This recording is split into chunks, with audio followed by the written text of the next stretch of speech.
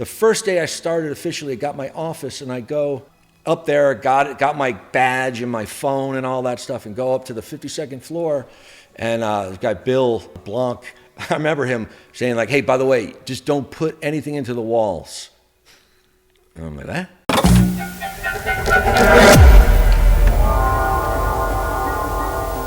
Hey everyone, don't forget to subscribe, like, share.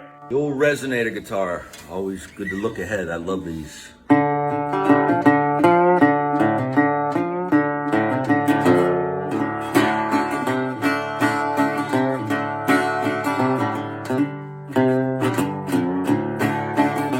Everyone, welcome to our series called Roots. We got another special guest for you tonight. Tonight we got Dave Johnston. Very, very impressive man. I grew up in Enfield. I don't give the dates out when I graduated. And I grew up in like Thompsonville side, so I went to Enfield High School. And, smoked Marlboros and played football and all that stuff, Yeah. So, but I got out, and from there, that's when everything really kicked in. The journey. Yeah. And that's what I had an opportunity to read before you showed up, and it's very interesting. I mean, you were in some of the cool stuff. I mean, besides the sports aspect and kind of the mindset that molded you from that realm, but also your upbringing in your professional setting as well. So maybe we can talk a little bit about your sports background, how that molded your mindset, and eventually how you moved into this media world. Yeah, I mean, I think really at the time, I look back at my mom now, who's like a tank. I think, it was never easy, right? Nothing's ever easy. But playing football, I was scrawny, had to eat a lot, was not fast, was not strong. But I definitely since that time, really have always kind of had to try to push harder. Because, they wanted me to be like a lathe operator in high school. Right? You know what I mean? Not that that's bad, but, I went to school, and really, had to work hard. Yeah. Except for chemistry. Chemistry 1 and 2, I got like A+ every year for 2 years. But I never needed chemistry anymore. But everything else was awful. But, I had a good time. We had good friends, That's my set of friends from my hometown, which I got to get in touch with. Yeah. Probably a good time to connect. Yeah, Now, growing up in Connecticut, did you travel up here often? I mean, did you stay local? I mean, how did it work out? Well, when I was in Connecticut, I went to school after graduated from high school, went to college, played football in college, went to Western Connecticut State University. And then I had a job as an auditor when I graduated from there. I graduated with just missed a minor in psychology, human relations and communications was my background. So I learned how to BS, basically. I learned psychology really well. I remember taking psychology of women, thinking like that would help, but it didn't. So I really have been interested in that side of it. So, I think, again, just like where I went, then I lived in Atlanta for 5 years. Then I lived back up here after I got separated from my previous ex-fiance. Okay. But I definitely moved around, lived in New York, lived in Fairfield, had a house there, married for 18 years. So I definitely was a journeyman, I think is the best way to describe me. I've had every job, like I said, from being on, Rockefeller Plaza, where they do the Christmas tree. Yeah. I couldn't handle that because I have to walk all the way around all those people. Because I worked right at 30 Rockefeller. I saw Tina Fey and, I never got starstruck really, but seeing her once in a while and Lorne Michaels on the elevator, I'd just be like, oh. But I realized now it's right place, wrong time. And you talked about that. So I definitely want to highlight, you didn't mention it yet, was when you picked up your first guitar at the age of 13. Yeah. I got I was at AC/DC album, High Voltage, and I played that, and something went off in my head, and I got a guitar for Christmas. I got a picture of me, with my dad with his striped robe on, with an electric guitar, and so that's always been around, Yeah. always been in my life. So as you were kind of getting into the music realm, you're finding your interest in the guitar. You're going through school. You find out that you like sports. You like football. Yeah. You fit in with that crowd. You get your opportunity to kind of go to college and experience 4 years of 4 years of Division III football. Yeah.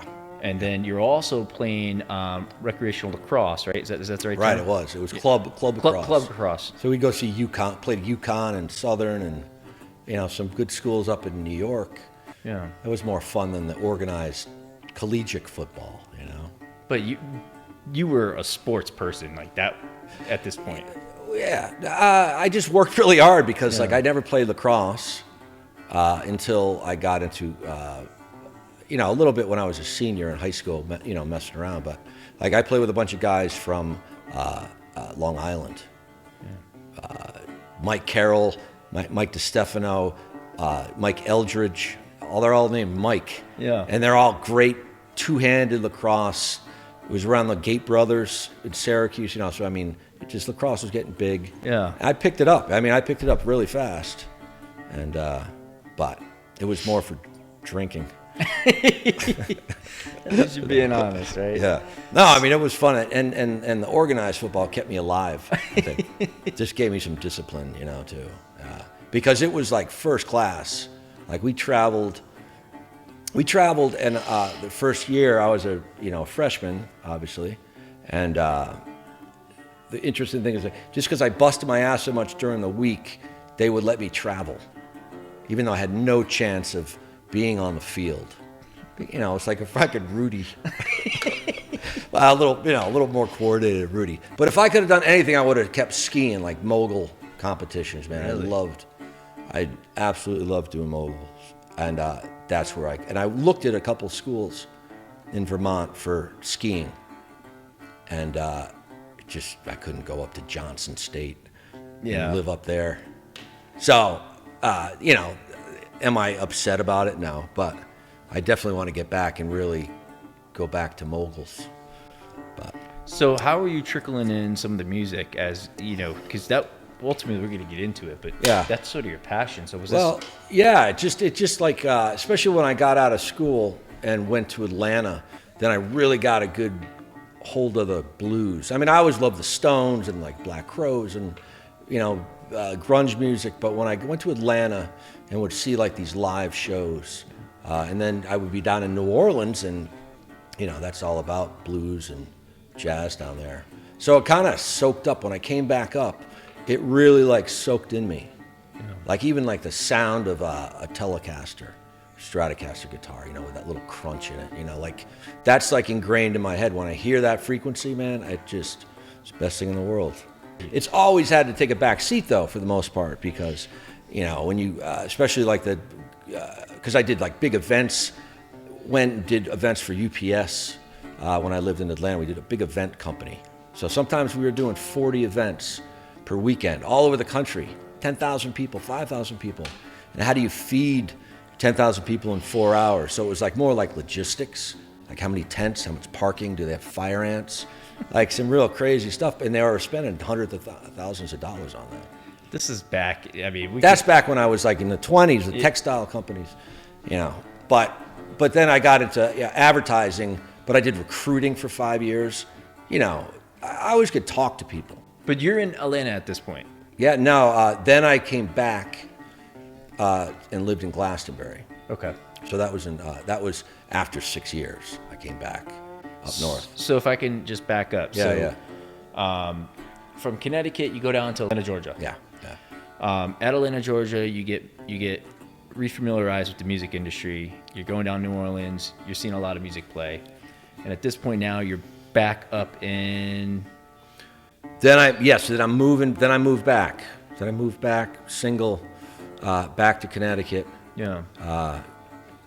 Dated a girl when I first moved back for like 6 months, so I lived in Essex at that time. That was awesome. So, I definitely I would say diversity, has been in my background too. It's like I would really do well, like a number of promotions over 5 years, like even with that recruiting company, because I was going and talking to CEOs and recruiting their CFOs. Our firm, I remember Eric Schmidt, his counterpart was a guy named Avi, and Avi was the engineer, and we had the conversation with Eric Schmidt as a reference, and he's like, we used to eat jelly beans together in the car. So like that's after like a couple of years. So the things I really liked, not necessarily from a money standpoint, I really like pushed it. But I could talk to people. I could talk. That's about it.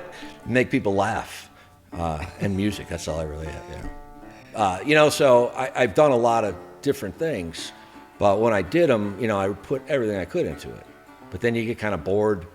Like recruitment was great, but then it became more like transactional, and I couldn't be in front of someone, and that's my strength.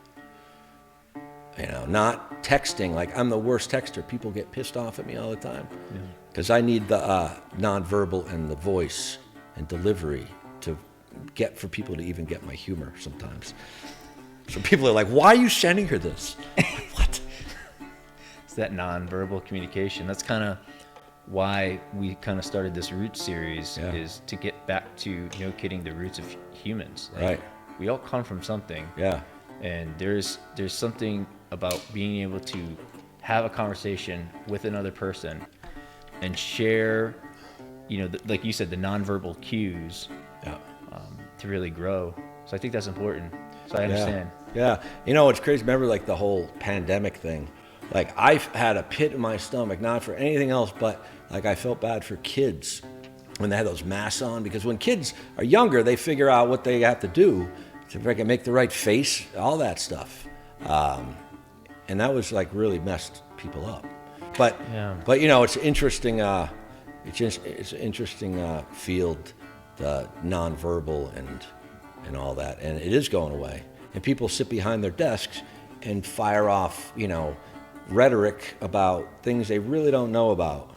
That's what disappoints me as far as humanity goes. That people get way too involved in things they really have no idea about, especially political.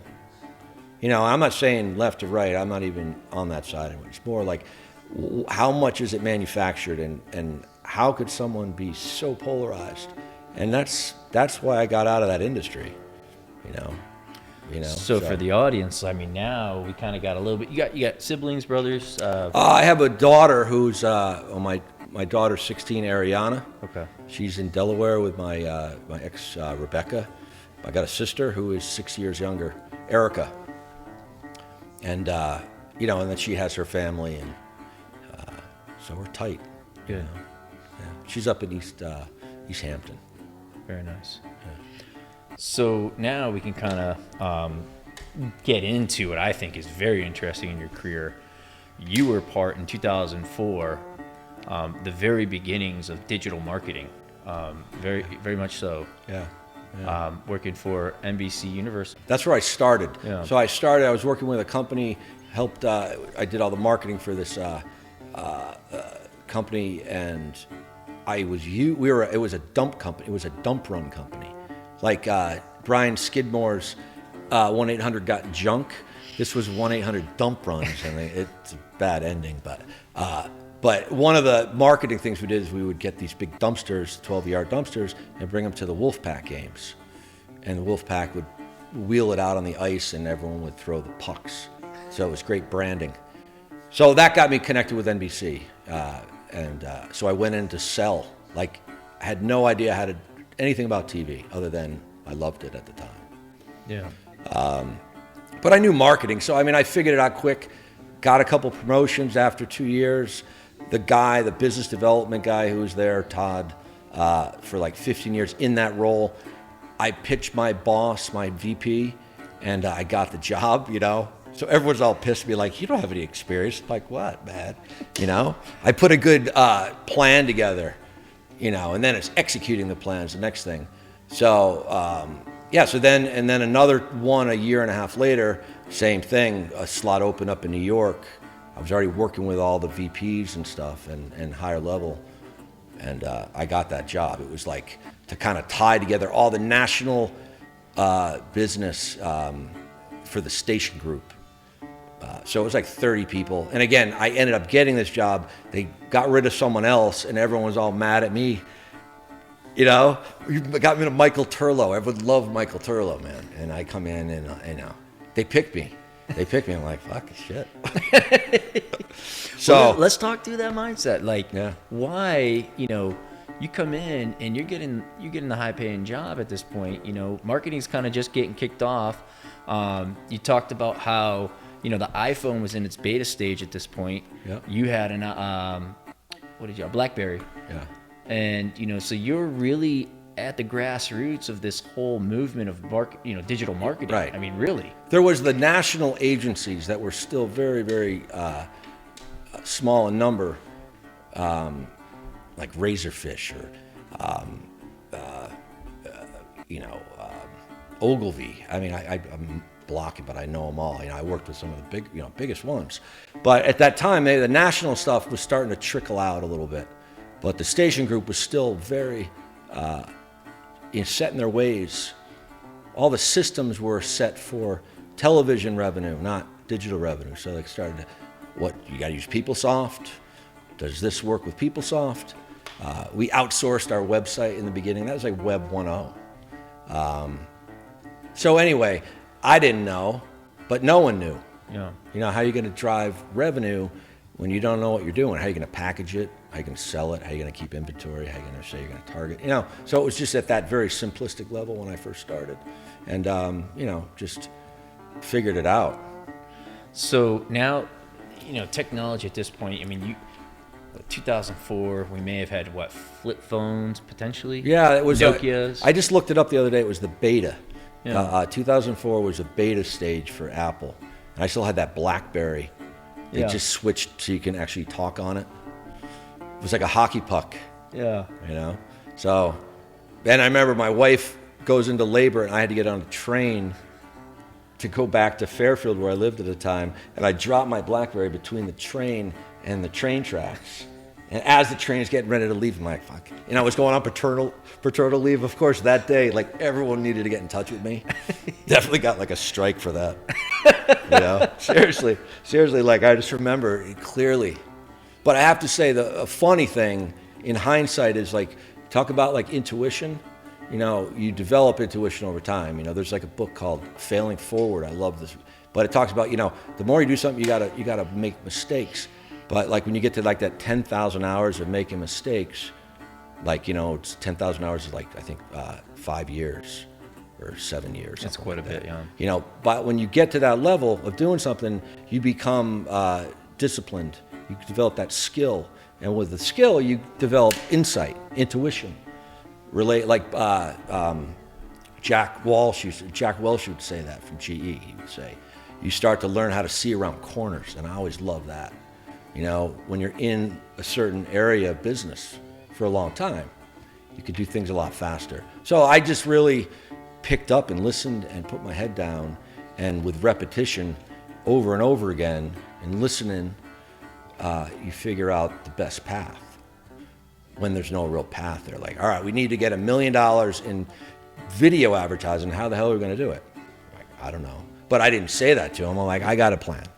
Now, what was your plan? You don't know, but what's your plan? What are you thinking? Yeah, and maybe some was like, how it was is like, first you got to find out who you're selling to. Yeah. And I knew who my audience was, but it was to really start to kind of go out there and just start having conversations with the agencies, how it's set up, how they, who makes the decisions on the local revenue for digital. Is there someone in place now? How are you going to code it? So it goes through billing, because there's billions of dollars are spent every year. Yeah. So it was really just like going out and starting to talk to a lot of the agencies, and then you kind of develop how you're going to present it, how you're going to price it. All right, we have video that goes on television advertising, and then someone spends $10,000 for a daytime 30-second commercial. Now, how are we going to take that video and put it on the digital channel and have people so they can watch the show and see the commercial? That was still being developed. Yeah. You know what I mean? So it's kind of like, all right, when we make this, Mr. Advertiser, Mrs. Advertiser, how are we going to sell this to you? All right, we're going to have it done by next month, so we're going to need you guys to make a commitment that you're going to give us $100,000 of your money to put into digital, the new thing. Yeah. And they're like, well, we can't do that. You know what I mean? So that, well, all right, we don't have anyone in place that can do that. How are we going to code it? You know, just so it was like that simple. There was no, how are we going to know this is going to be a female skewed audience, adults 25 to 54? And you're like, I have no idea. But I'm sure we'll get some. That's why you started to see like Tampax commercials on, a men's show, like a sports show. It's like golfing, there's like a women's products because there was no targeting. So I just saw it evolve, over time. And I would always say, especially with NBC, because I went on to some startups after with NBC, I knew the pressure was there. I just refused because it's like the average lifespan of someone in the role I was in. Like I was not a chief marketing officer by any means, so but I was at director level, high level director, and I had a lot of responsibility for not really knowing too much technically. But I figured it out quick, and I always kind of I'd carry around like a little note card with me of like my top priorities. So like, hey, Johnston, what's the revenue at right now? How much inventory do we have? We got 150,000 units left, because I wrote it down because I was paranoid. Because I just had a daughter, and this is something. When you acknowledge the fact that you're going to have major stress in your life, I remember saying this with my ex at the time. Okay, I'm accepting a new job. We are selling our house in Glastonbury and buying a new house in Fairfield or somewhere. When I got promoted, they wanted me to move to New York, but because the process took so long, we ended up going to Rome, and what happens in Rome, she gets pregnant, right? So I'm like, I'm not moving my daughter to New York. So I started in Greenwich, can't buy anything there, moved up. Fairfield was like a good spot. So anyway, it was, I remember saying, all right, selling a house, buying a house, new baby on the way, difficult pregnancy, new job promotion, and it was like getting ready to drink through a fire hose. So I remember saying all right, this is going to be a lot. People will jump off bridges for this stuff with that compounded pressure. So, but made it happen, and it was almost like I always roll the dice. If it seems like something cool, doesn't matter, and that's something else. I really think I've always just put my hand up. Let's do it. Let's try it. I remember saying, listen, I don't know what's going to happen. Should we buy a house? Should we rent? I'm like, screw it. So I went down there. They paid all my closing fees. So I got a bigger house. My wife was working at the time. And just roll the dice. Made awful decisions. Awful. I had to finally get rid of the house after 17 years, Like, you should have rented. You should have bought a duplex. I'm like, I wanted a house close to the beach and where I could walk to the train because I'm not going to commute. So I bought like a $600,000 house, which at the time. This is back in the 2005 or 6, right? It's 2007. Yeah. So listen, I have my errors and mistakes, with finance and overspending, whatever, man. It's my fuel. I always thought it was like my fuel to get me to the next level, which is not smart. But really, it's funny because bought this house in 2006, had to have my credit union float me $100,000 just to cover things because the money was in the air because we closed on the other house the day before, right? And that's unusual to have a back-to-back closing. My wife's throwing up. I'm doing screenshots on my laptop to prove that I had the money and stuff. It was crazy. So I bought it October. Our daughter's born in December. And then my wife gets knocked out of her gig, her job, bad discrimination kind of whatever. But then the housing market crashes in 2008. So our $600,000 house went to $300,000, and then we're in a crunch. Then I get whacked from NBC. Okay, that's I knew that was coming, but I parachuted out. Now, can you talk about that or? I could talk about it in the sense that it's a change in the guards. So this whole team came and they were all assholes. No, there were some good people there, absolutely.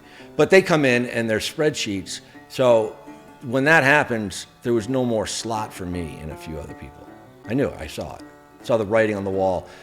When I knew something was wrong, that's what I forgot to talk about. The first day I started officially, I got my office, and I go up there, got my badge and my phone and all that stuff, and go up to the 52nd floor, and this guy Bill LeBlanc, I remember him saying like, "Hey, by the way, just don't put anything into the walls." And I'm like, that? Like, what are you talking? All right, okay. And something in my stomach's like, what does that mean? Yeah. You know, and then, so I was aware of that. And then as, 2 years went by, I saw all the chips moving.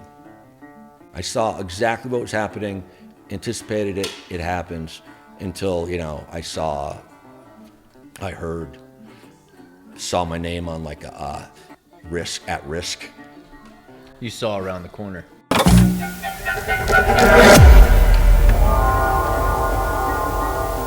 Hey everyone, don't forget to subscribe, like, share. The old resonator guitar, always good to look ahead. I love these.